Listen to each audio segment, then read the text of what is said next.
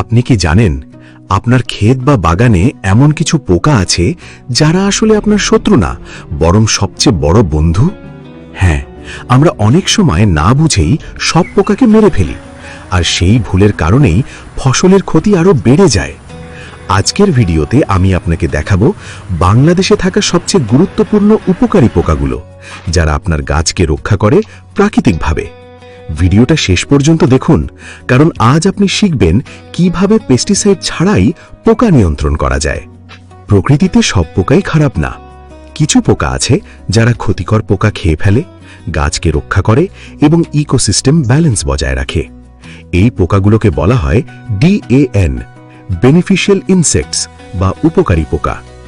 এরা হলো natural paste controller, chemical ছাড়াই কাজ করে, মাটির স্বাস্থ্যও ভালো রাখে। বাংলাদেশের কৃষিতে এদের গুরুত্ব দিন দিন বাড়ছে।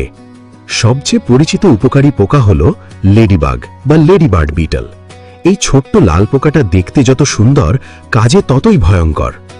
এটি অ্যাফিড বা ছোট ক্ষতিকর পোকা খেয়ে ফেলে। দিনে 50 থেকে 100 পর্যন্ত অ্যাফিড খেতে পারে। ফলে গাছের রস শোষণ বন্ধ হয়, গাছ সুস্থ থাকে।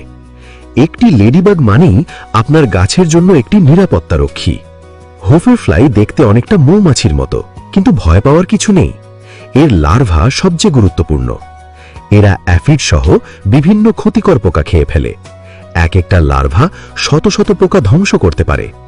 এদের বলা হয় ন্যাচুরাল ক্লিনার। বোনাস, বড় হোভার ফ্লাই ফুলে বসে পলিনেশনও করে। এবার আসি মাটির নিচের যোদ্ধাদের কাছে, গ্রাউন্ড বিটল। এরা মাটির নিচে থাকা ক্ষতিকর পোকা খায়, রুট ড্যামেজিং পেস্ট কমিয়ে দেয়। ফলে গাছের শিকড় থাকে সুরক্ষিত, গাছ দ্রুত বৃদ্ধি পায়। এরা রাতে বেশি সক্রিয়, অর্থাৎ আপনি না দেখলেও এরা কাজ করে যাচ্ছে। সবচেয়ে শক্তিশালী উপকারী পোকাগুলোর মধ্যে একটি লেসউইং। এর লার্ভাকে বলা হয় অ্যাফিড লায়ন। নরম শরীরের পোকা খেয়ে ফেলে।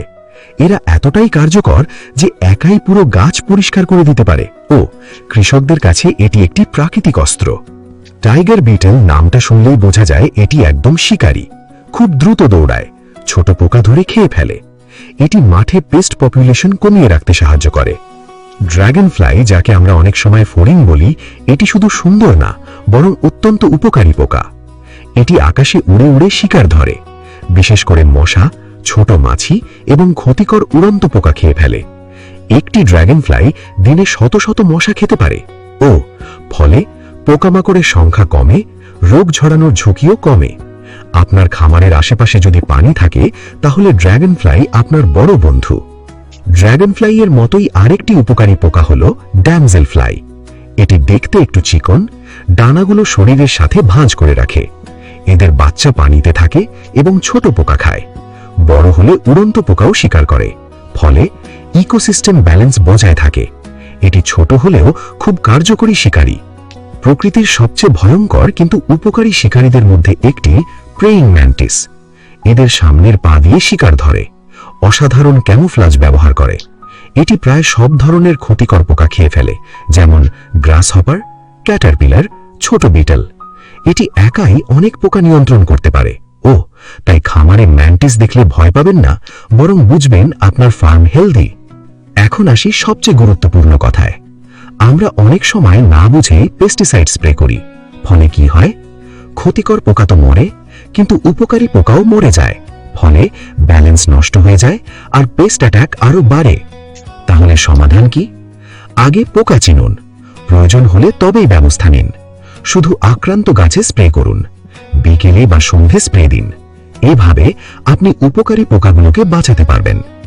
একটি হেলদি বাগানে ভালো পোকাও থাকে, খারাপ পোকাও থাকে, কিন্তু ব্যালেন্স থাকলেই ন্যাচুরাল পেস্ট কন্ট্রোল কাজ করে।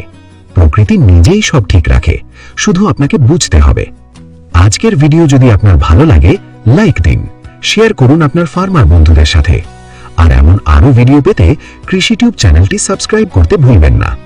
আপনার প্রশ্ন থাকলে কমেন্টে জানান, আমি অবশ্যই উত্তর দেব।